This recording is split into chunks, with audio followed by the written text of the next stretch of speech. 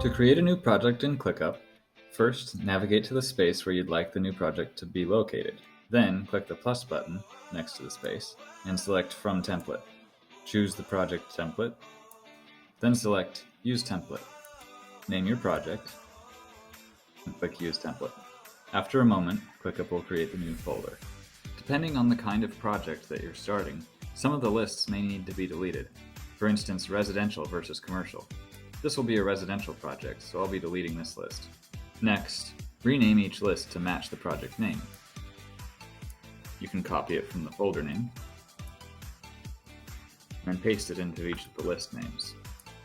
Next, open the quote and follow the checklist to make sure that your project shows up correctly in all of your dashboards. First, rename the quote to match the project name. Then, assign the lead designer or project manager, and add the customer's contact card to the relationship field. Make a comment describing the circumstances of this project, and upload any files that the customer has sent you already to a separate task. Alternatively, you can assign a task to the customer to provide the files you need. Either way, add a relationship from the files back to the quote so that you can easily access the files from the quote later on. This relationship also shows up in the Linked Tasks column. Finally, depending on how much information you already know about this project, you can schedule the milestones so that they'll show up on the timeline views. If there's a deadline to send the quote to the customer, you can assign this milestone to yourself and enter the due date here.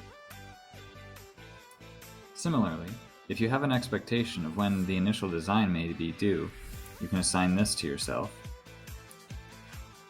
and set the date that you expect the project to be underway. Besides the milestones, you should always make sure that every project has at least one task assigned to someone. Here I'm going to assign the estimating task to myself for tomorrow.